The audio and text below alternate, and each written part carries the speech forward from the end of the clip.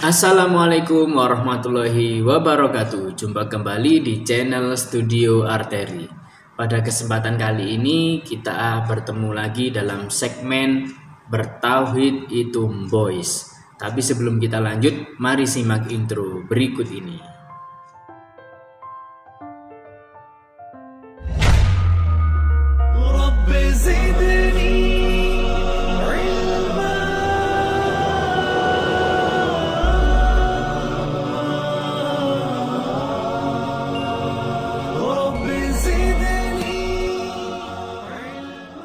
Alhamdulillahilladzi arsala rasulahu bil huda wa dinil haq liyudhhirahu ala dini kulli wa kafa billahi syahida. Allahumma sholli wa sallim ala sayyidina Muhammad wa ala alihi wa ashabihi ajmain. Ashhadu an la ilaha illallah wahdahu la syarikalah wa asyhadu anna Muhammadan abduhu wa rasuluhu la nabiyya ba'da. Rabbi sidni ilma warzuqni fahma subhanaka la ilma lana illa ma 'allamtana innaka antal alimul hakim. Rabbi shrahli sadri wa yassirli amri wahlul 'uqdatam min lisani yafqahu qawli. Amin amin ya rabbal alamin. Alhamdulillah, pada kesempatan kali ini kita akan belajar bareng tentang tema peristiwa Isra wal Mi'raj. Nah, kita sebagai umat Islam ini pasti tahu bahwasanya peristiwa Isra Mi'raj ini adalah peristiwa yang sangat besar sekali bagi sejarah umat manusia, khususnya umat muslim itu sendiri. Karena kita tahu bahwa dalam peristiwa Isra Mi'raj ini kita mendapatkan perintah sholat 5 waktu. Ada sedikit ikhtilaf atau perbedaan pendapat di kalangan ulama terkait waktunya pastinya itu kapan. Ada yang pendapat pertama mengatakan di bulan Rabiul Awal. Pendapat kedua di bulan Rajab sekarang ini. Kemudian pendapat ketiga di bulan Ramadan. Ada yang menyampaikan bahwa peristiwa itu terjadi 1 tahun sebelum hijrah, 6 bulan sebelum hijrah, 3 tahun sebelum hijrah, dan ada juga 5 tahun sebelum hijrah. Namun yang paling masyhur di kalangan para ulama dan banyak pendapat yang mengarah ke hal ini, peristiwa Isra Mi'raj itu terjadi pada bulan Rajab, yakni bulan kita sekarang ini. Nah, pada peristiwa tersebut penyebabnya adalah saat itu Rasulullah tengah dirundung kesedihan yang amat mendalam. Karena pada tahun-tahun itu sampai disebut sebagai tahun Amul Hazni atau tahun kesedihan, di mana banyak sekali hal yang menyedihkan yang membuat Rasulullah SAW itu sedih. Karena di awal-awal perjuangan tauhid beliau mendakwakan la ilaha illallah, beliau itu banyak sekali mengalami tekanan dan juga ancaman, bahkan hendak dibunuh oleh orang-orang kafir Quraisy. Sehingga waktu itu dakwah beliau terasa sangat sulit. Hampir saja beliau itu putus asa dengan apa yang sudah diperbuat. Terlebih ada 2 orang yang sangat beliau cintai itu meninggal dunia, yang sangat berjasa sekali dalam perjuangan dakwah tauhid beliau di masa-masa awal, yakni Abu Thalib. Beliau adalah paman Rasulullah SAW yang sangat berjasa dalam melindungi Rasulullah dari kejahatan ataupun ancaman dari orang-orang kafir Quraisy. Karena selama paman beliau ini hidup, orang-orang kafir Quraisy ini tidak berani melakukan apa-apa terhadap beliau, terlebih secara fisik. Nah, sepeninggal beliau, orang-orang kafir Quraisy ini semakin berani, bahkan orang-orang yang statusnya bisa dibilang rendah saja, bahkan sampai berani meletakkan tanah di atasnya kepala Rasulullah. Setelah kepergian sang paman Abu Thalib, tidak lama setelah itu 2 bulan kemudian, istri beliau yang sangat beliau cintai, Ibunda Khadijah, ini juga meninggal dunia. Nah, di tahun-tahun inilah memang Rasulullah SAW merasa bahwa tahun-tahun ini sangat berat. Kemudian di Mekah pun banyak orang yang menolak dakwah beliau, mengancam untuk membunuh. Sehingga beliau pun dihibur oleh Allah Subhanahu wa taala dengan diturunkannya surat Yusuf. Karena kita tahu bahwa di dalam kisah Nabi Yusuf alaihissalam ini kisahnya juga sangat memilukan sekali. Sejak kecil beliau dibuang oleh saudara-saudaranya ke dalam sumur. Kemudian saudara-saudaranya bilang bahwa Nabi Yusuf telah dimakan serigala, padahal beliau dilemparkan ke dalam sumur. Qadarullah, ada seorang musafir yang melintasi sumur tersebut dan mengetahui sehingga menolong Nabi Yusuf alaihissalam keluar dari sumur. Setelah itu Nabi Yusuf dijual ke pasar budak. Akhirnya beliau dibeli oleh salah seorang pejabat Mesir, yang akhirnya pada kisahnya kita tahu beliau diangkat menjadi seorang nabi juga dari kalangan Bani Israel. Setelah itu, setelah turun surat Yusuf tersebut, Rasulullah SAW merasa lega hatinya, terhibur karena memang para nabi dan rasul juga mendapatkan intimidasi atau perlawanan dalam dakwanya itu sangat luar biasa sekali, ancamannya dan sebagainya. Akhirnya beliau memutuskan untuk mencari area dakwah yang baru karena merasa di kota Mekah ini orang-orangnya sudah tidak mau menerima dakwah beliau. Beliau memutuskan untuk berjalan kaki sejauh 60 mil ke arah kota Thaif. Nah, di sini kota Thaif ini kota yang tidak terlalu besar juga di dekatnya Mekah. Tapi qadarullah di sana beliau mendapatkan ujian keduanya. Sama halnya seperti di kota Mekah, ternyata di kota Thaif Rasulullah pun ditolak oleh orang-orang dalam kota tersebut. Bahkan dianggap apabila memang engkau diutus sebagai Rasul, maka aku akan menyobek-nyobek kain kiswa di Mekah. Ada yang berpendapat seperti itu.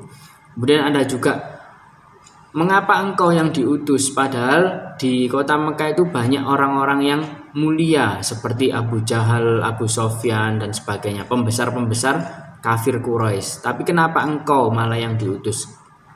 Dari situ Rasulullah merasa tidak diterima dalam kota Thaif itu. Beliau tinggal di sana itu 10 hari berdakwah, namun tidak ada satupun orang yang menerima dakwah beliau.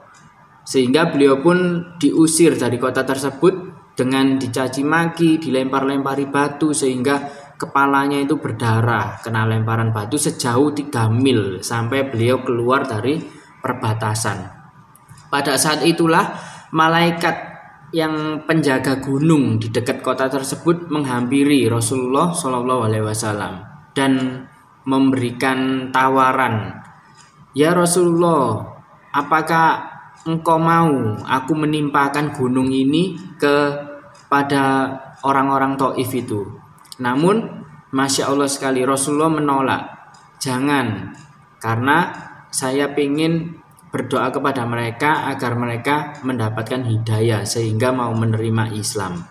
Masya Allah sekali akhlak dari Rasulullah SAW.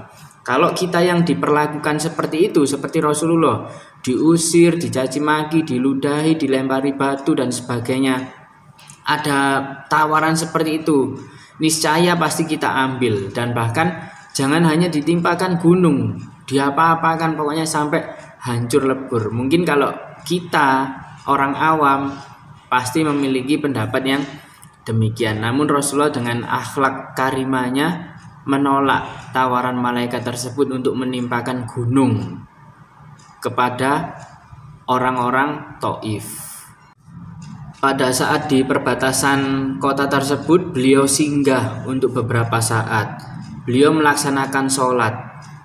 Karena kita tahu bahwa sholat itu sebenarnya syariatnya sudah ada sejak zamannya Nabi Adam alaihissalam. Namun belum sempurna. Sholat waktu itu masih di pagi dan petang, seperti itu, bukan yang 5 waktu seperti saat peristiwa Isra Mi'raj. Karena kita tahu perintah sholat 5 waktu itu didapatkan ketika Rasulullah sudah menjalani Isra Mi'raj. Jadi sholat Rasulullah SAW di sini adalah sholat di waktu pagi ataupun petang. Dalam kisah ini, beliau itu tengah melaksanakan sholat petang. Saat beliau melakukan sholat ini, lewatlah sekelompok jin dari kota Yaman yang tengah melintas. Karena mendengarkan lantunan ayat suci Al-Quran yang dilantunkan oleh beliau, jin-jin tersebut itu penasaran sehingga mereka berhenti sejenak untuk mendengarkan. Akhirnya mereka tertarik dengan apa yang beliau baca, dan beliau pun meneruskan bacaan sholatnya sampai selesai. Jin-jin tersebut akhirnya kembali ke kota Yaman untuk menceritakan apa yang sudah mereka dapatkan. Dalam hal ini mendakwakan bahwa ada bacaan yang sangat mulia sekali, sangat indah sekali, dan sangat bermakna sekali, yaitu Al-Quran. Nah, inilah yang dinaskan oleh Allah Subhanahu wa Ta'ala dalam surat Al-Jin tentang jin-jin yang berislam atau menerima dakwah Rasulullah Shallallahu Alaihi Wasallam. Hal ini sesuai juga dengan nas Al-Quran dalam Quran surat Az-Zariyat ayat ke-56 yang berbunyi, A'udzubillahi minasyaitonirrajim wa ma khalaqtul jinna wal insa illa liya'budun. Tidaklah aku menciptakan jin dan manusia kecuali untuk beribadah kepadaku.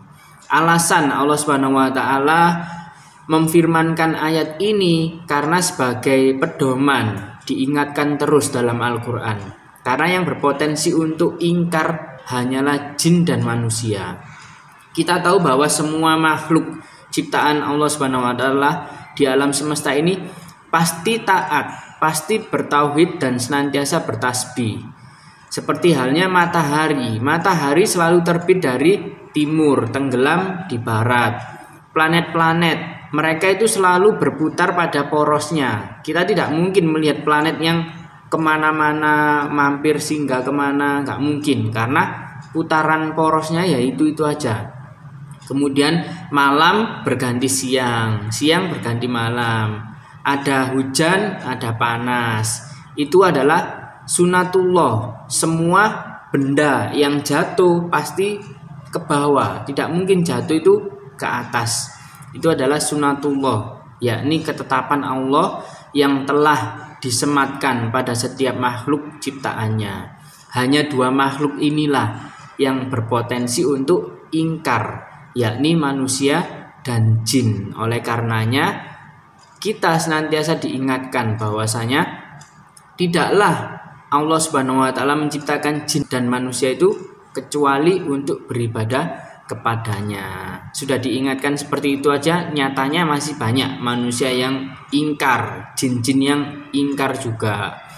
Dan di sini kita fahami bahwa bangsa jin itu memang berbeda alam dengan manusia. Namun kehidupan mereka kurang lebih hampir sama, hampir mirip dengan apa yang kita lakukan. Mereka juga makan, juga minum, juga bisa berumah tangga, bisa memiliki keturunan dan sebagainya. Namun kita berbeda alam, berbeda dimensi.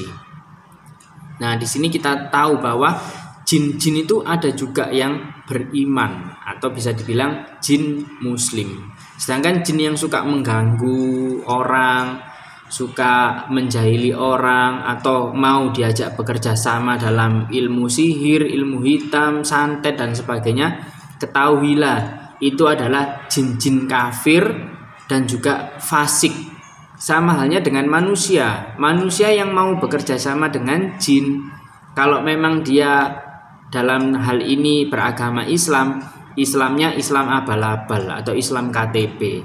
Karena jin dan manusia yang mau bekerja sama itu sama-sama kafir, sama-sama fasik secara harfiah seperti itu. Nah, dari sini Rasulullah itu tidak mengetahui apabila ada jin yang tengah mendengarkan lantunan ayat suci Al-Quran yang dibacakan oleh beliau. Beliau menyadarinya saat diturunkan Quran surat Al-Jin ini yang menyatakan bahwa ada jin-jin, sekelompok jin dari Yaman yang mendengarkan bacaan beliau. Kemudian mereka kembali pulang ke Yaman untuk mendakwakan apa yang sudah dibacakan oleh beliau. Masya Allah, subhanallah. Setelah beliau melaksanakan sholat petang itu, beliau beristirahat dan keesokan harinya memberanikan diri dan mencari siasat untuk kembali ke kota Mekah. Akhirnya beliau pun kembali ke kota Mekah. Beberapa hari kemudian turunlah malaikat Jibril bersama seorang malaikat lagi menembus atap rumah beliau di saat beliau sedang tertidur. Akhirnya dada beliau dibuka atau dibelah, kemudian jantung beliau diambil, dicuci di dalam bejana yang terbuat dari emas, bejana dari surga, dengan menggunakan air Zam-Zam. Ini adalah pencucian jantung Rasulullah yang kedua. Karena yang pertama kita tahu saat beliau masih kecil dalam timangan Halimatus Sa'diyah radhiyallahu anha, jantung beliau dicuci juga sebelum diangkat menjadi nabi dan rasul. Nah, saat mau Isra Mi'raj, jantung beliau dicuci lagi yang kali keduanya. Karena apa? Peristiwa Isra Mi'raj ini adalah peristiwa yang sangat besar, sangat luar biasa sekali. Maka dari itu perlu ditambah lagi upgrade keimanannya mungkin, terus dibersihkan dari segala macam hal yang tidak patut. Karena pada peristiwa ini Rasulullah itu diangkat ke langit tidak hanya berupa ruhnya saja, melainkan beserta fisik ataupun jasad. Karena kalau hanya ruhnya bisa jadi seperti halnya kita bermimpi, tapi ini tidak. Ini diangkat sampai ke langit seluruh jasadnya. Nah, setelah jantung beliau dicuci menggunakan air Zam-Zam, dikembalikan lagi ke dalam tubuh beliau. Saat itu beliau sedang tidur, tidak sadar atas apa yang dilakukan oleh dua malaikat tersebut, Jibril alaihissalam dan seorang malaikat lagi. Setelah proses pencucian jantung Rasulullah SAW, kemudian malaikat Jibril alaihissalam kembali datang dan beliau membawa seekor tunggangan. Dalam hadis riwayat Bukhari, Rasulullah SAW bersabda, "Didatangkan kepadaku seekor tunggangan berwarna putih yang tingginya tidak lebih tinggi dari bigol." Bigol itu sejenis kuda terbaik waktu itu, dan tidak lebih pendek daripada keledai. Dia mempunyai satu buah tanduk tepat di tengah kepalanya, dan langkahnya sejauh mata memandang. Dari hadis ini jelas seperti apa penggambaran buruk itu. Dibawakan seekor tunggangan berwarna putih, tingginya tidak lebih tinggi dari bigol, tidak lebih pendek daripada keledai, dan memiliki satu buah tanduk tepat di tengah kepalanya, sedangkan langkahnya sejauh mata memandang. Jadi misalkan kita melihat garis horizon itu seperti itu jauhnya, tiba-tiba kita sudah sampai di sana, memandang lagi sampai di sana, saking cepatnya. Maka dari itu nama kata buruk itu sendiri dalam bahasa Arab itu memiliki arti kilat, dari akar kata albarki yang berarti kilat. Karena kita tahu di dunia ini kecepatan yang paling tinggi adalah kecepatan cahaya. Oleh karenanya tidak heran apabila saat proses Isra Mi'raj tersebut buruk ini identik dengan hewan tunggangan yang sangat cepat sekali, bisa jadi secepat kilat atau bahkan melebihi. Dari penggambaran hadis Rasulullah tersebut kita tahu bahwa wujud buruk ini seperti apa. Seekor kuda berwarna putih memiliki tanduk satu tepat di tengah kepalanya. Kira-kira hewan apakah itu? Ya, benar sekali. Ternyata hewan tersebut mirip atau bahkan bisa jadi itu adalah unicorn yang kita kenal. Padahal di dunia barat unicorn itu seolah-olah hanya sebagai makhluk mitologi atau hanya mitos. Ternyata dalam budaya Islam makhluk tersebut benar-benar ada, yang kita kenal dengan istilah buruk itu sendiri. Jadi kita jangan termakan propaganda oleh orang-orang Yahudi yang dimana menggambarkan buruk itu berkepala wanita, berbadan kuda, memiliki kaki seperti kaki unta dan sebagainya. Itu adalah penggambarannya orang-orang Yahudi. yang berniat melecehkan Rasulullah Shallallahu Alaihi Wasallam. Jadi kita harus paham bentuk buruk itu lebih mengarah kepada unicorn daripada yang populer digambarkan. Selain unicorn, ada banyak sekali sebenarnya makhluk-makhluk yang mungkin di dunia barat itu dianggap sebagai mitos belaka. Ternyata dalam literasi Islam atau budaya Islam, makhluk itu benar-benar ada. Ini masih berkaitan atau bisa dibilang menjadi teman atau sahabat dari unicorn itu sendiri. Ya, benar sekali. Itu adalah Pegasus atau kuda bersayap. Hadisnya sahih, riwayat Muslim. Rasulullah Shallallahu Alaihi Wasallam bersabda, ketika itu pulang dari sebuah perang, bisa perang Khaybar atau perang Tabuk. Kemudian Rasulullah masuk ke dalam rumah. Dan saat membuka pintu, tirai penutup kotak mainan Ibunda Aisyah itu tertiup angin hingga tersingkap. Kelihatanlah sebuah boneka di dalam peti tersebut. Akhirnya Rasulullah Shallallahu Alaihi Wasallam menanyakan kepada Ibunda Aisyah, "Wahai Aisyah, apakah itu yang terlihat?" Kemudian Ibunda Aisyah menjawab, "Itu adalah mainanku ya Rasulullah, mainan seekor kuda." Kemudian Rasulullah bertanya lagi, "Lantas apa yang ada di dalam badannya tersebut?" Ibunda Aisyah menjawab, "Itu adalah sayap." Nah, di sini Rasulullah mulai menggoda Ibunda Aisyah. Bertanya lagi, "Apakah mungkin ada seekor kuda yang memiliki sayap?" Kemudian Ibunda Aisyah dengan antusias menjawab, "Apakah engkau tidak mengetahui ya Rasulullah bahwa kuda semacam ini pernah dimiliki oleh Sulaiman?" Nah, di sini jelas ternyata kuda bersayap itu pernah dimiliki oleh Nabi Sulaiman. Mendengar jawaban dari Ibunda Aisyah seperti itu, lantas Rasulullah itu membuka mulutnya sambil tertawa sehingga sampai kelihatan gigi gerahamnya. Berarti kalau ketawa sampai kelihatan gigi gerahamnya itu bisa dibilang ketawanya itu sangat sangat puas sekali. Bahasa Jawanya mungkin ngakak seperti itu ya, karena sudah menggoda Ibunda Aisyah. Dari nas hadis ini kita ketahui bahwa kuda bersayap itu pernah hidup dan pernah dimiliki oleh Nabi Sulaiman alaihi salam. Kita tidak usah heran apabila Nabi Sulaiman memiliki kuda semacam ini, karena beliau merupakan salah seorang nabi yang diberikan mukjizat oleh Allah Subhanahu wa taala luar biasa besar dan banyak yang tidak dimiliki oleh manusia lain sebelum dan sesudahnya, bahkan nabi dan rasul lain sebelum dan sesudahnya. Lantas yang menjadi pertanyaan di benak kita, kemana kuda bersayap itu? Nah, ini singkat cerita, waktu itu Nabi Sulaiman alaihissalam saking asiknya bercengkrama bermain dengan kuda-kudanya yang sangat banyak itu, kemudian hingga hampir membuat lalai beliau sebagai seorang hamba untuk beribadah kepada Allah, sehingga sebelum Allah menegur Nabi Sulaiman alaihissalam, beliau langsung bertaubat dan menyembelih semua kuda bersayap milik beliau yang mungkin menjadi perantara beliau untuk melalaikan sebagai kewajiban seorang hamba. Jadi kuda bersayapnya itu disembelih semua oleh Nabi Sulaiman alaihissalam.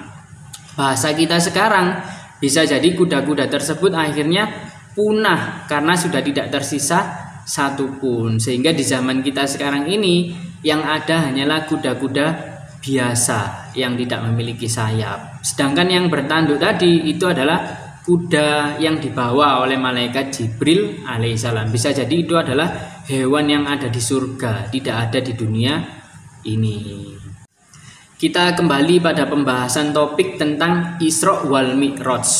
Isra Mi'raj ini adalah dua peristiwa yang berbeda. Pertama Isra. Isra itu perjalanan di malam hari.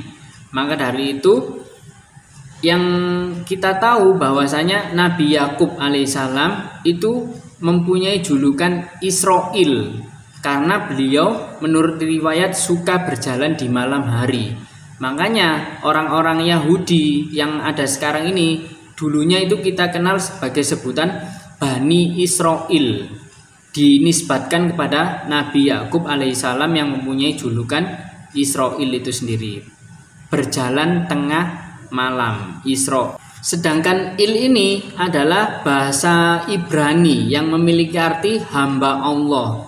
Maka dari itu kita tahu 4 malaikat yang paling utama ada Jibril alaihissalam, Mikail alaihissalam, Israil alaihissalam, dan Israfil alaihissalam. Keempat-empatnya itu memiliki nama belakang il yang berarti hamba Allah.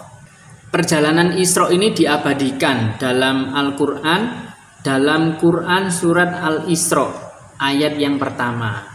Bunyinya, A'udzubillahi minasyaitonirrajim, Subhanalladzi asra bi abdihi lailan minal masjidil harami illal masjidil aqsal ladzi barakna haulahu linuriyahu min ayatina innahu huwas samiul basir, yang memiliki arti Maha suci Allah yang telah memperjalankan hambanya Muhammad pada malam hari dari Masjidil Haram ke Masjidil Aqsa yang telah kami berkahi sekelilingnya, agar kami perlihatkan kepadanya sebagian tanda-tanda kebesaran kami.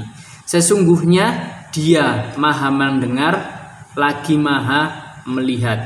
Ini adalah dalil dari Al-Quran yang sudah dinaskan bahwasanya perjalanan Isra Mi'raj, dalam hal ini Isra Rasulullah Shallallahu Alaihi Wasallam dari Masjidil Haram ke Masjidil Aqsa ini adalah peristiwa yang sangat penting. Tadi disampaikan sebelumnya bahwa malaikat Jibril mendatangi beliau dengan membawa seekor tunggangan. Kemudian malaikat Jibril mengajak Rasulullah untuk melakukan Isra dari Masjidil Haram ke Masjidil Aqsa. Padahal jarak antara dua tempat ini, Masjidil Haram di Mekah dan Masjidil Aqsa di Palestina, itu kalau ditempuh menggunakan perjalanan darat kurang lebih 50-60 hari perjalanan menggunakan unta. Sedangkan Isra ini sangat cepat sekali, tidak sampai setengah hari. Bahkan menurut riwayat itu hanya dilakukan nggak sampai 1 malam, bahkan antara tengah malam hingga beberapa saat kemudian. Karena nas hadis juga menjelaskan ketika Rasulullah pulang dari peristiwa Isra Mi'raj ini, tempat tidurnya ketika dipegang itu masih hangat.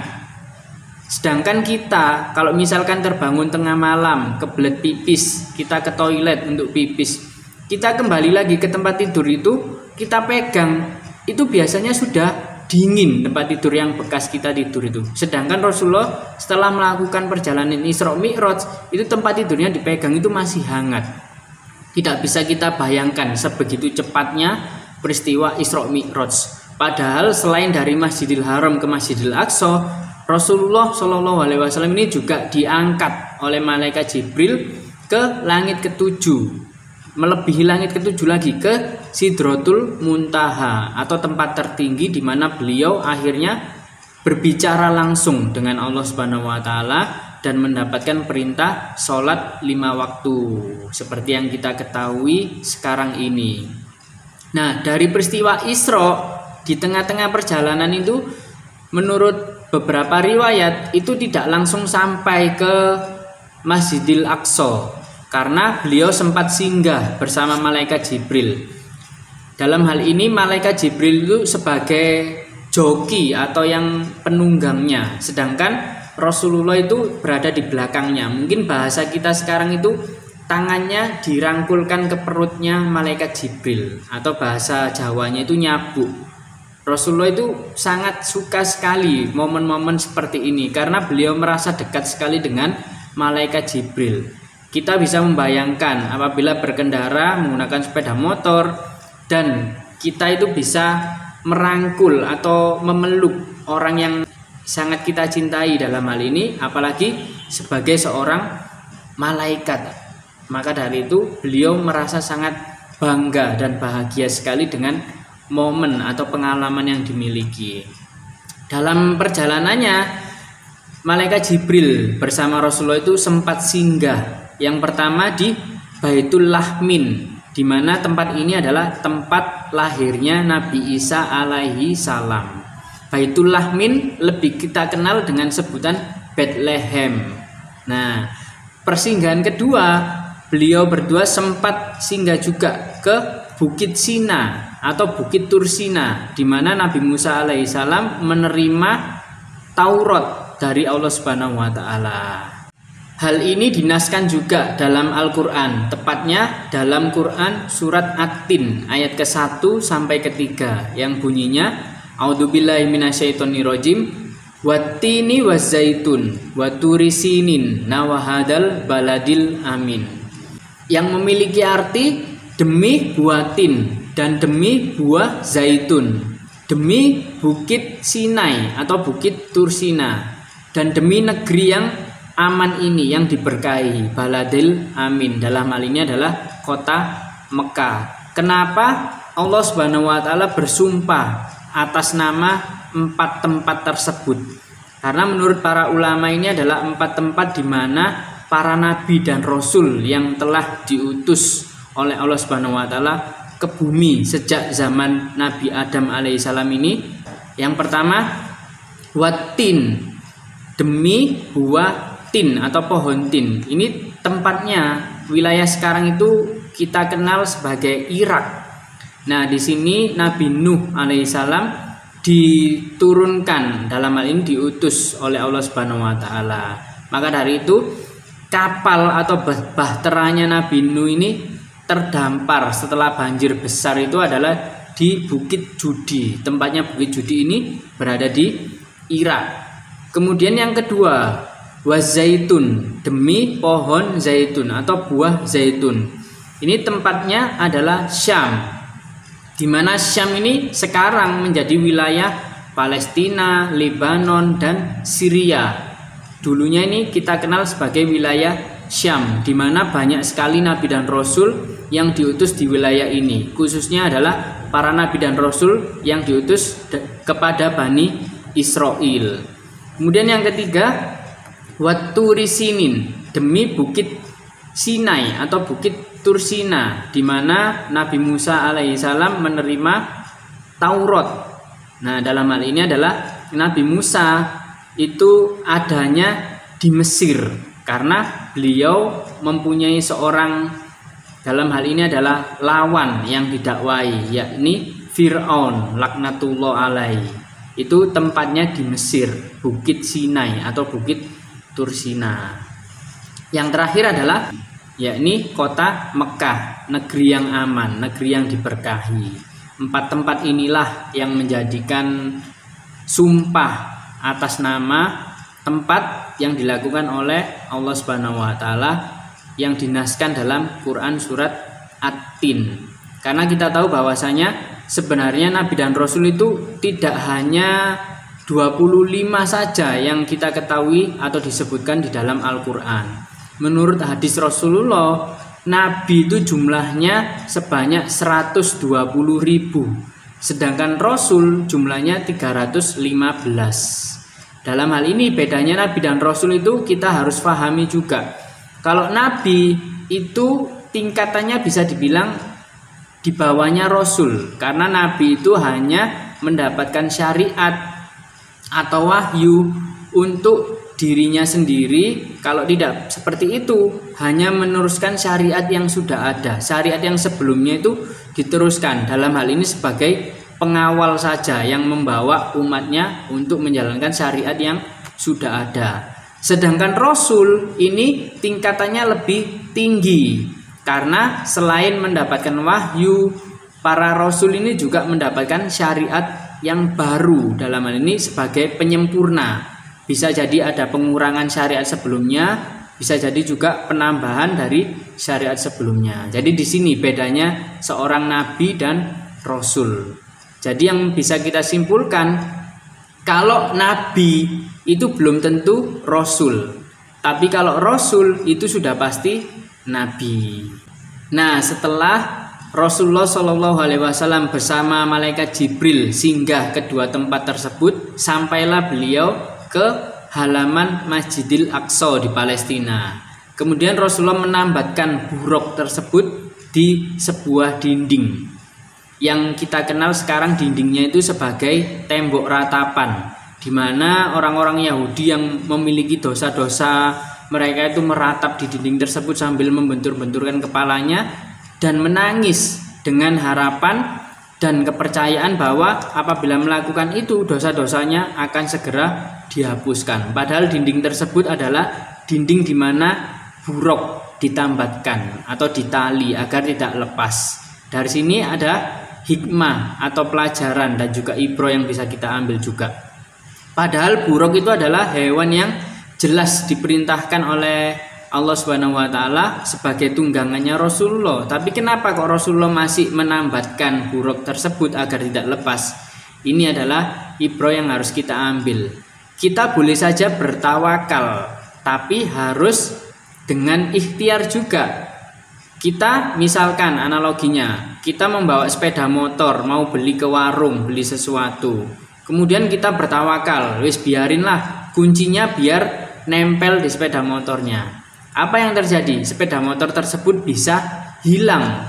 Sedangkan kita yang sudah diambil kuncinya, sudah kita kunci setang, itu aja masih bisa hilang. Apalagi yang kuncinya dibiarkan nancep seperti itu. Jadi makna tawakal ini harus kita pahami juga.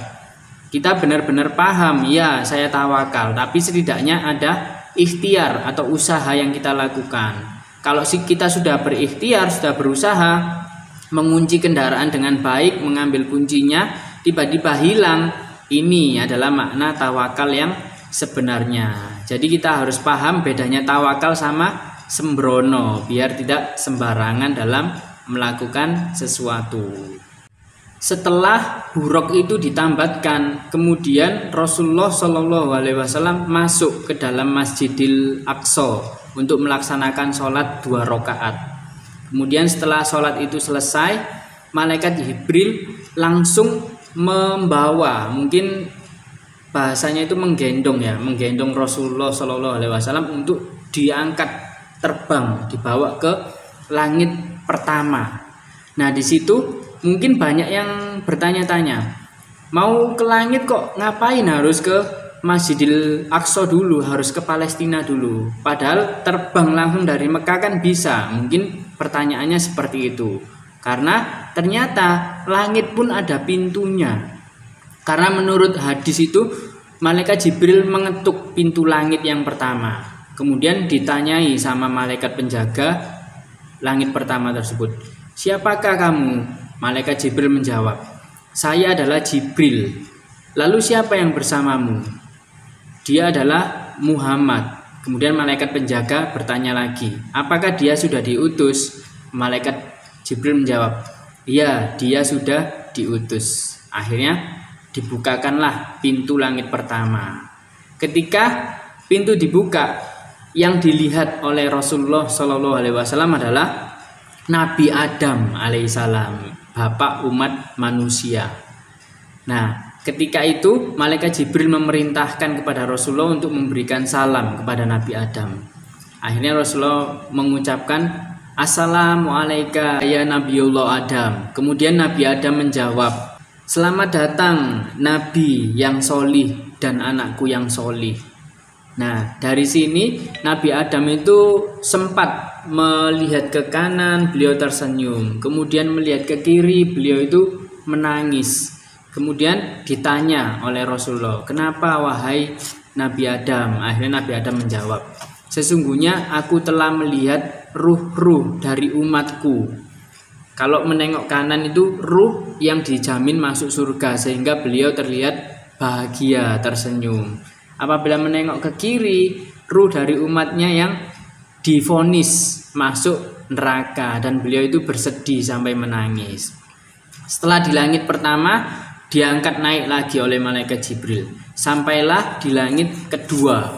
Sama seperti langit pertama tadi, ada pertanyaan dan kemudian disampaikan oleh malaikat Jibril bahwa yang naik ini adalah Rasulullah Muhammad Shallallahu Alaihi Wasallam, seorang utusan, nabi akhir zaman, nabi penutup. Di langit kedua, Rasulullah Shallallahu Alaihi Wasallam bertemu dengan Nabi Isa alaihissalam dan Nabi Yahya alaihissalam. Dalam hal ini Nabi Isa itu masih belum wafat, karena yang ada selain ruh tapi juga secara fisik. Karena kita tahu bahwa pada saat proses penyalipan yang diklaim oleh orang-orang Nasrani bahwa Nabi Isa itu atau Yesus Kristus itu disalib, ternyata ditegaskan dalam Al-Quran kalau itu bukanlah Nabi Isa alaihissalam, karena beliau diangkat naik ke langit, dan yang disalibkan itu adalah muridnya yang berkhianat, yakni Yudas Iskariot. Sehingga Nabi Isa itu sekarang posisinya ada di langit kedua, tidak hanya ruh tapi juga jasadnya juga, yang akan turun saat hari kiamat nanti, karena beliau dinaskan untuk membunuh Al-Masih Ad-Dajjal atau juru selamat palsu. Dari langit kedua ini diangkat naik lagi sampai ke langit ketiga. Di sana Rasulullah SAW bertemu dengan Nabi Yusuf alaihissalam.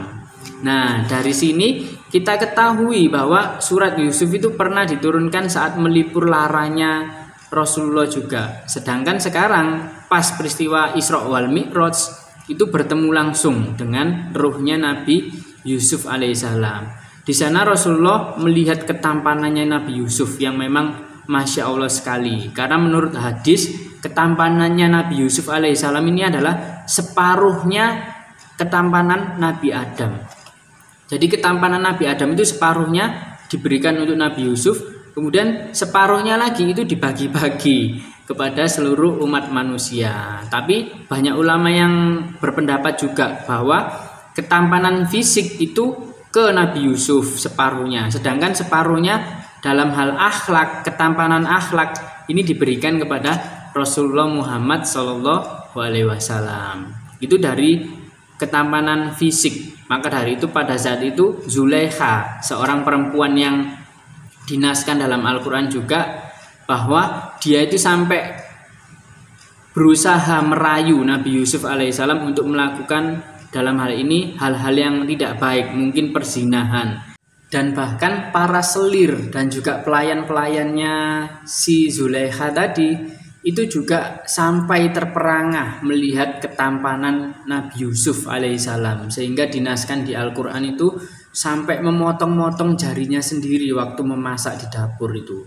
Padahal itu tidak hanya memotong sekali gini, tapi berkali-kali. Mungkin bahasa kita itu dirajangi sendiri jarinya, saking terperangahnya melihat fisik yang rupawan dari Nabi Yusuf alaihissalam. Itu kalau laki-laki adalah Nabi Yusuf. Sedangkan yang perempuan kita kenal adalah Ibunda Sarah, yang mewarisi separuh kecantikan dari Ibunda Hawa. Ibunda Sarah ini adalah istri pertama dari Nabi Ibrahim alaihissalam.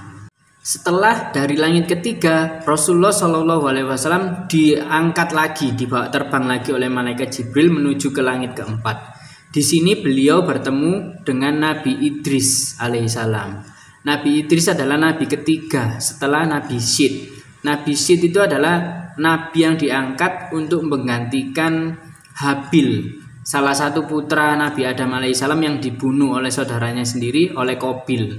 Nah, Nabi Syed ini diangkat, kemudian Nabi Idris ini adalah penerusnya Nabi Syed, di mana dakwah beliau itu sangat sukses. Beliau banyak mengajak umatnya itu bertauhid, hanya menyembah Allah dan menjalankan syariat dengan baik. Dengan kesuksesan tersebut, Nabi Idris ini diberikan suatu penghargaan bahwa setiap amal perbuatan yang dilakukan oleh umatnya itu akan diberikan semua. Karena merasa bersyukur, Nabi Idris alaihissalam ini menyampaikan kepada malaikat Jibril untuk meminta diajak bertemu dengan malaikat Israel, malaikat pencabut nyawa. Dengan arti beliau ingin menyampaikan ke malaikat Israel untuk ditangguhkan usianya, atau usianya itu ingin dibuat panjang agar semakin banyak pahala yang didapatkan. Oke, katanya malaikat Jibril, kalau gitu kamu langsung aja saya ajak naik bertemu Israel. Kemudian diangkatlah, dibawa bersama jasadnya, fisik, diangkat ke langit keempat. Nah, di sana malaikat Jibril itu kaget, loh.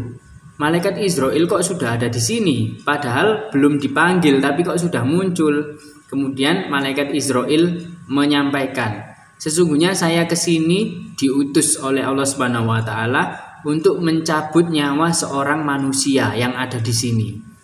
Nabi Idris alaihissalam tidak menyadari bahwa yang dimaksud adalah beliau. Akhirnya dicabutlah nyawa Nabi Idris alaihissalam di langit keempat. Jadi satu-satunya nabi yang wafat di langit adalah beliau. Subhanallah.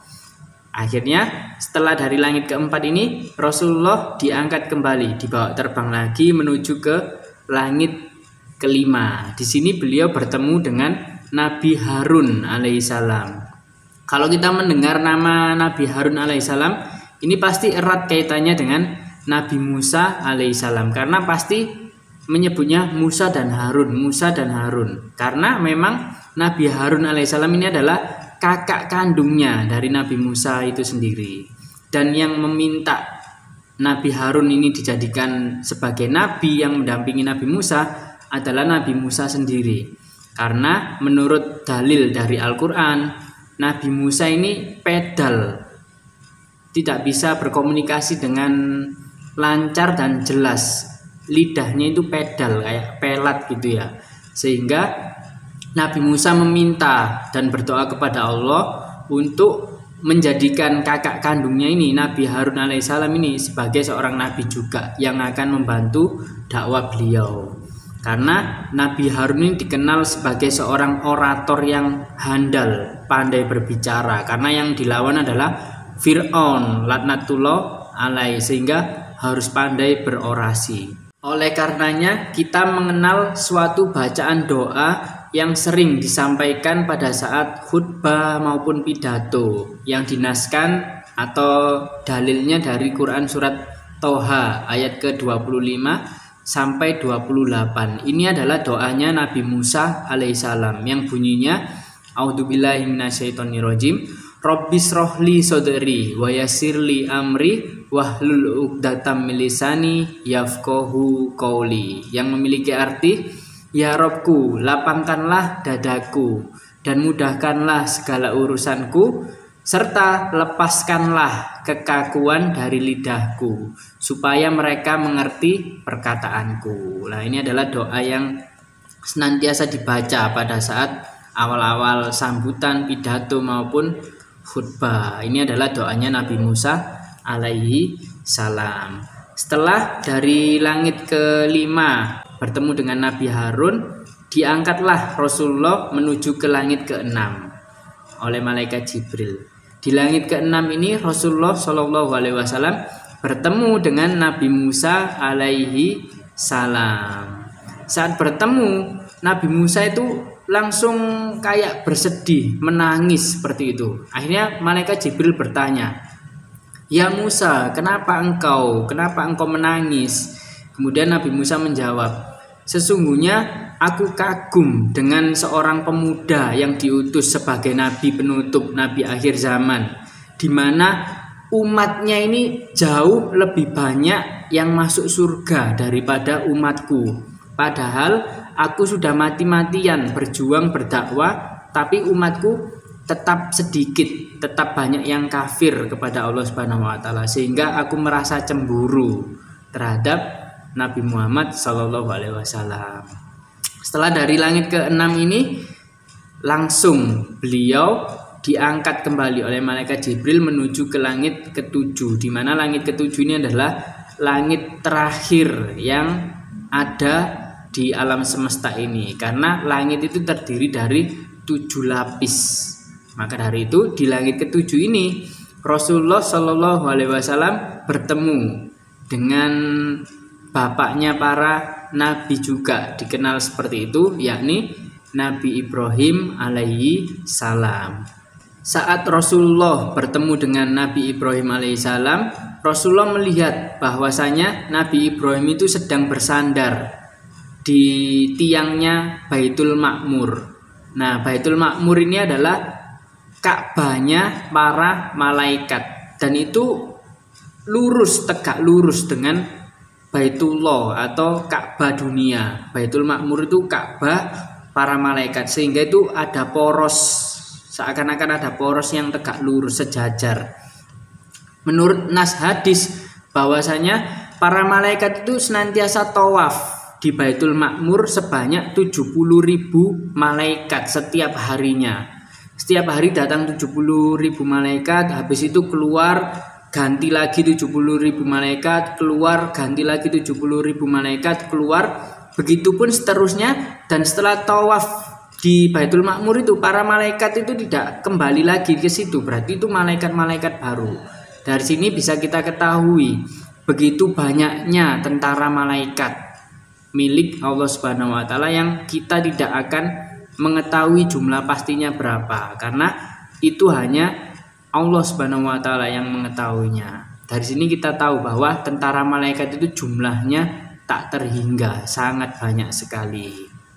Nah, di sini kenapa Nabi Ibrahim kok bisa bersandar di Baitul Ma'mur seolah-olah dengan santainya? Karena itu adalah kemuliaan yang diberikan oleh Allah Subhanahu wa taala, karena Nabi Ibrahim alaihissalam yang meninggikan bangunan Ka'bah di dunia.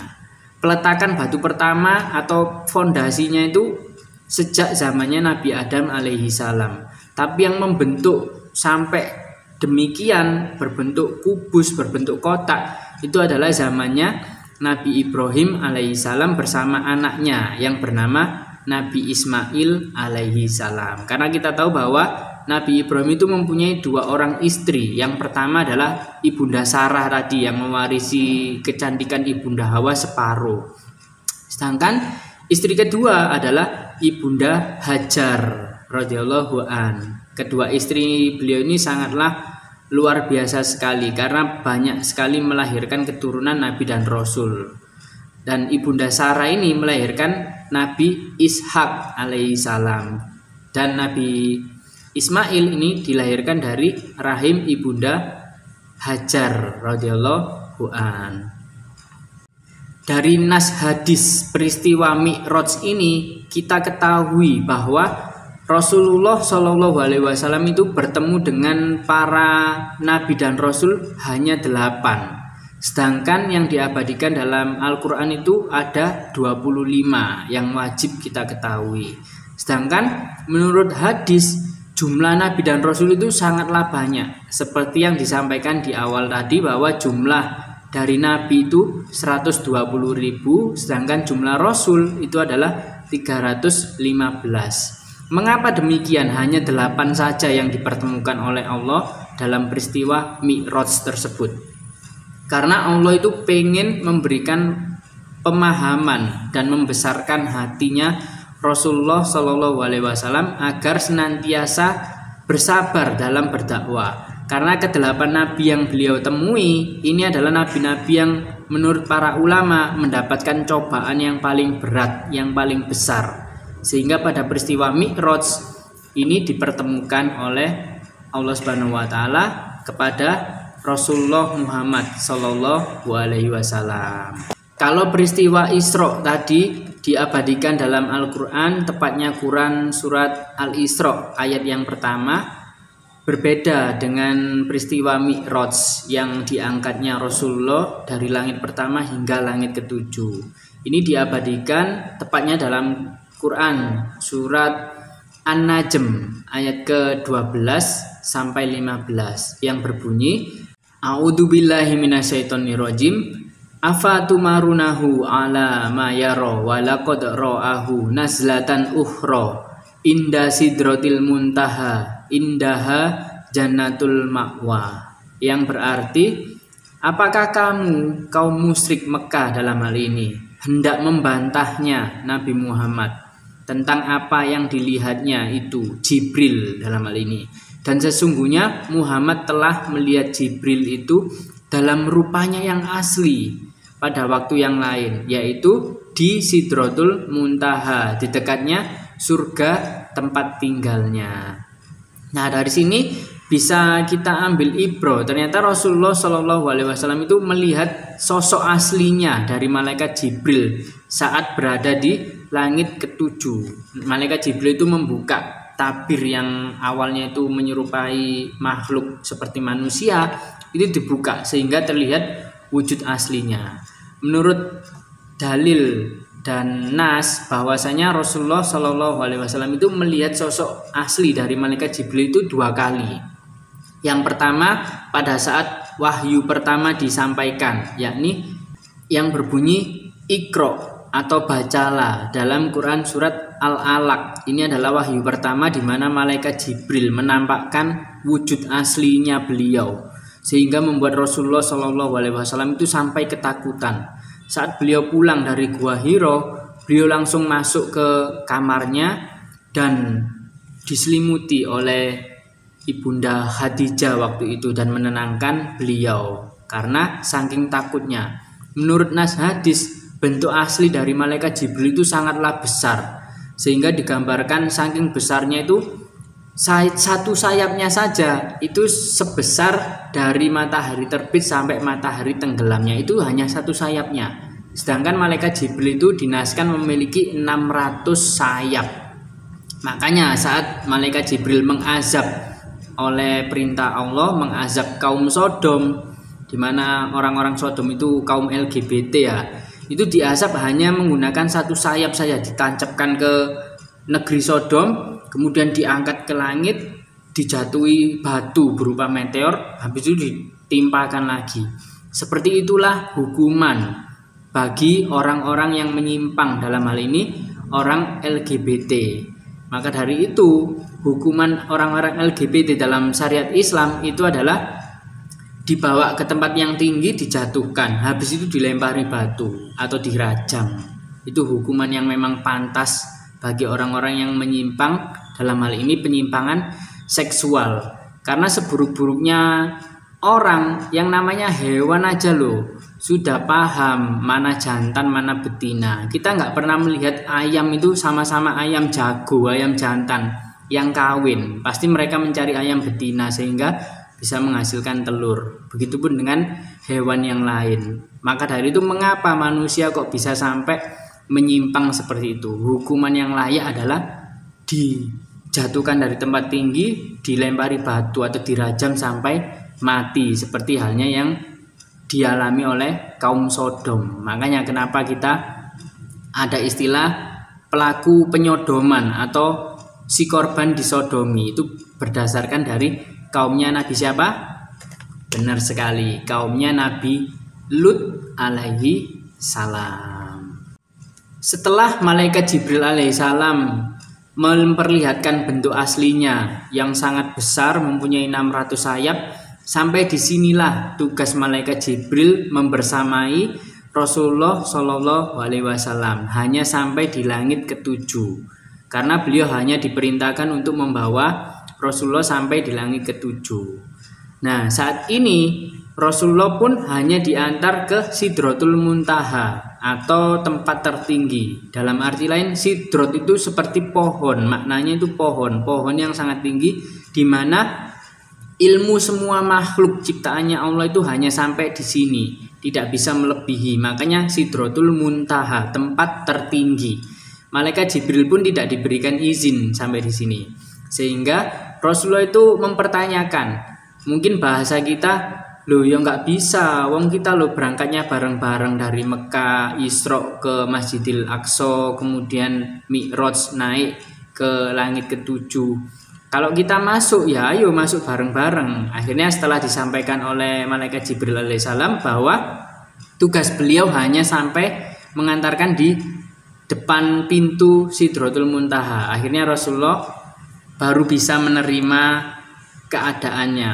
Walah, ternyata seperti itu. Akhirnya Rasulullah dipersilahkan oleh malaikat Jibril untuk masuk ke dalam Sidratul Muntaha untuk langsung menghadap ke hadirat Allah Subhanahu wa taala dan berbincang-bincang secara langsung, ngobrol secara langsung dengan Allah Subhanahu wa taala. Setelah berbincang-bincang dengan Allah Subhanahu wa taala, akhirnya Rasulullah itu mendapatkan perintah sholat yang pada awalnya berjumlah 50 waktu. Akhirnya setelah mendapatkan perintah sholat 50 waktu, Rasulullah kembali turun ke langit ke-7, aman. Ke langit ke-6, beliau bertemu dengan Nabi Musa alaihissalam, mempertanyakan, karena Nabi Musa itu merasa cemburu dan akhirnya mungkin kepo ya. "Ya Rasulullah, sesungguhnya tadi kamu bertemu Allah itu membahas apa?" Bertanya seperti itu. Akhirnya Rasulullah menjawab, "Saya mendapatkan perintah sholat 50 waktu." Akhirnya dengan bijaksananya Nabi Musa alaihissalam menyarankan, "Cobalah kamu minta keringanan kepada Allah Subhanahu wa taala karena sesungguhnya itu terlalu berat." Akhirnya kembali naik lagi Rasulullah atas dasar saran dari Nabi Musa menghadap Allah, menjelaskan, akhirnya dikasih keringanan sama Allah. Akhirnya Rasulullah kembali turun. Di langit ke-6 ditanyai Nabi Musa lagi, "Mintalah keringanan lagi, itu masih terlalu berat." Naik lagi, turun lagi, naik lagi, turun lagi, naik lagi, turun lagi, sampai ketemu dikasih perintah sholat 5 waktu. Akhirnya ketika Rasulullah turun lagi ke langit ke-6 ditanyai oleh Nabi Musa alaihissalam, Nabi Muhammad SAW menjawab, "Sesungguhnya saya merasa malu, mungkin sungkan, segan gitu ya, kayak sudah minta keringanan terus." Akhirnya bismillah, "Ini nggak apa-apa, insya Allah umatku bisa," yakni ditetapkannya syariat sholat 5 waktu. Jadi bisa kita bayangkan, kalau kita memang dulu mendapat perintah sholat 50 waktu langsung diterima oleh Rasulullah Muhammad SAW, bagaimana rasanya? Mungkin kita pas lagi baru 1 sendok makan gini sudah azan, baru mau tidur ngambil selimut, loh sudah azan lagi, baru mau melakukan aktivitas pekerjaan, loh kok sudah azan lagi. Itu kalau sholat 50 waktu. Tapi memang ini dinaskan oleh Allah Subhanahu wa taala bahwa melalui perantaranya Nabi Musa alaihissalam ini akhirnya ketemulah sholat 5 waktu sebagai syariat penyempurna dari syariat-syariat sebelumnya. Yang kita ketahui bahwa sholatnya para nabi dan rasul serta umat-umatnya sebelumnya itu hanya pada saat waktu pagi dan petang. Akhirnya ditambah disempurnakan dengan adanya sholat 5 waktu.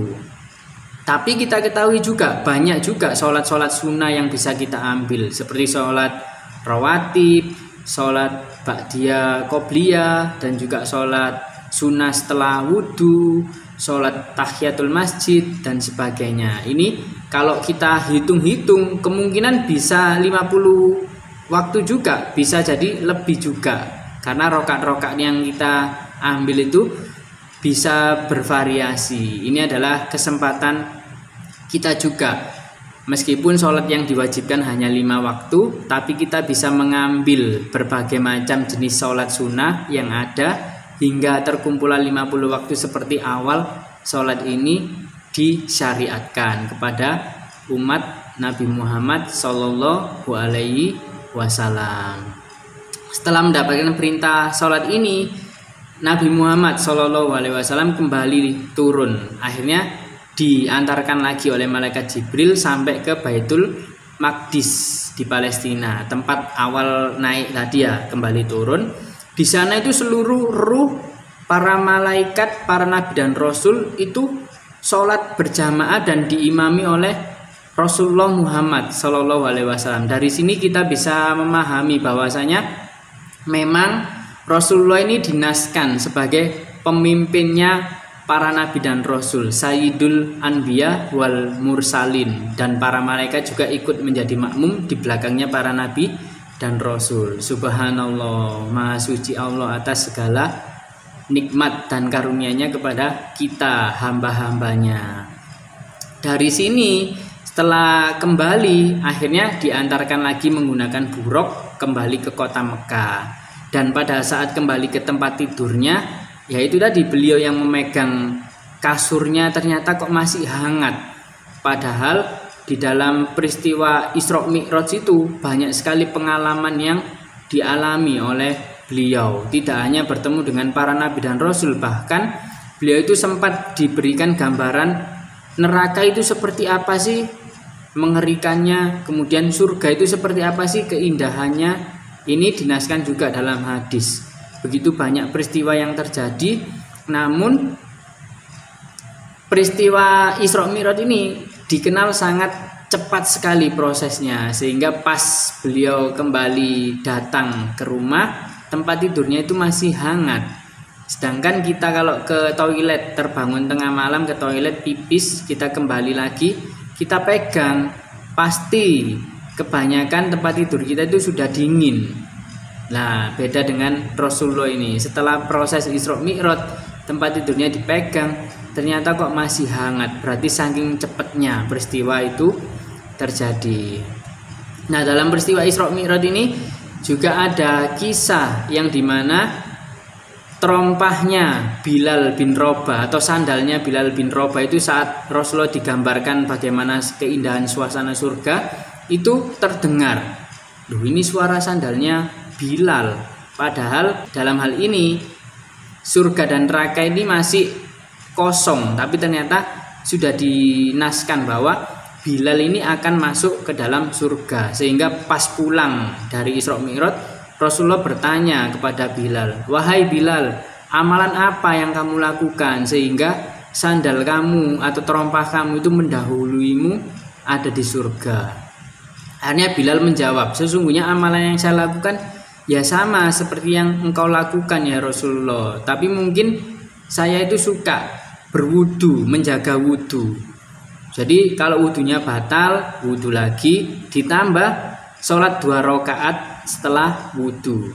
Jadi yang dimaksud menjaga wudu di sini itu bukan berarti kita menahan kentut, kita menahan pipis atau menahan sesuatu yang bisa membatalkan wudu, bukan seperti itu. Tapi yang dimaksud menjaga itu kalau memang batal ya kita ambil wudu lagi, ditambah dengan sholat 2 rakaat setelah wudu. Ternyata amalan inilah yang membuat Bilal bin Rabah, salah satu sahabat Nabi Muhammad SAW, yang membuat terompahnya itu mendahuluinya di surga. Subhanallah. Banyak sekali pelajaran dan hikmah serta ibroh yang kita ambil dalam peristiwa besar Isra wal Mi'raj ini.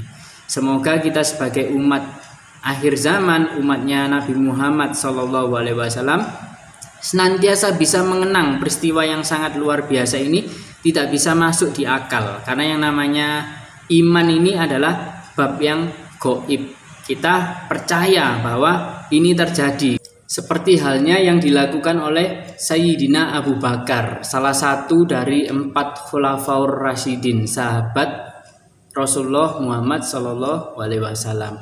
Maka dari itu di tengah orang-orang kafir Quraisy yang tidak percaya atas perjalanan Isra Mi'raj ini, bahkan menganggap bahwa Rasulullah ini bermimpi, mengigau, atau bahkan menganggapnya sebagai orang yang sudah gila. Tapi Sayyidina Abu Bakar ini tetap mempercayai apabila yang menyampaikan adalah Rasulullah, karena memang Rasulullah ini dikenal memiliki sifat al-amin atau yang dapat dipercaya. Bahkan oleh orang-orang kafir Quraisy sendiri memang diakui bahwa beliau itu tidak pernah berbohong sebelumnya. Nah, karena tidak ada yang percaya, hanya Sayyidina Abu Bakar. Akhirnya Sayyidina Abu Bakar ini diberikan gelar As-Siddiq karena beliau adalah salah satu orang yang paling awal mempercayai peristiwa Isra Mi'raj yang dialami oleh Rasulullah Muhammad SAW. Kita sebagai umatnya juga harus bisa seperti yang dicontohkan oleh Sayyidina Abu Bakar As-Siddiq. Karena kita tahu bahwasanya Nabi Muhammad SAW ini memiliki 5 sifat yang sangat Masya Allah sekali, yang patut kita tiru sebagai umatnya. Yang pertama, Siddiq. Siddiq ini bersifat jujur, tidak pernah bohong, menyampaikan apa adanya. Yang kedua, amanah, bisa membangun kepercayaan antar masyarakat. Kalau diberi tanggung jawab, bisa menjalankan dengan baik amanah yang diberikan. Yang ketiga, tablik. Tablik ini berani menyuarakan suatu kebenaran, meskipun mungkin banyak orang yang akhirnya membenci, tidak suka karena terlalu vokal dan sebagainya. Ini adalah tablik, berani menyuarakan kebenaran. Yang keempat adalah fatona. Fatona ini cerdas, memiliki pengetahuan yang luas, cerdas dan juga bijaksana. Yang terakhir adalah tawadu. Meskipun dengan berbagai macam kelebihan yang beliau miliki, beliau tetap rendah hati, tidak sombong, tidak berbangga diri. Ini adalah sifat wajib yang melekat pada diri Rasulullah Muhammad SAW yang perlu kita tiru sebagai umatnya. Dari sini kita tahu bahwasanya peristiwa Isra Mi'raj itu adalah suatu kebenaran. Selain dinaskan dalam hadis, ada pula dalil dalam Al-Quran juga. Sehingga kita sebagai umat muslim, kita harus percaya bahwasanya peristiwa ini memang benar-benar di luar logika manusia. Karena segala ilmu yang ada di dunia ini, di alam semesta ini, itu adalah milik Allah. Dan Allah maha berkehendak, maha berkuasa atas segala sesuatu. Mungkin ini yang bisa saya sampaikan pada pertemuan kali ini. Apabila ada salah-salah kata ataupun ucapan dan sesuatu yang kurang berkenan, saya mohon maaf, itu murni kesalahan dari saya. Dan apabila ada ilmu yang bermanfaat yang bisa kita ambil sebagai ibroh atau pelajaran, itu pasti datangnya dari Allah Subhanahu wa taala. Terima kasih atas perhatiannya. Alhamdulillahirabbil alamin. Subhanakallahumma wa bihamdika asyhadu alla ilaha illa anta astaghfiruka wa atubu ilaik. Wassalamualaikum warahmatullahi wabarakatuh.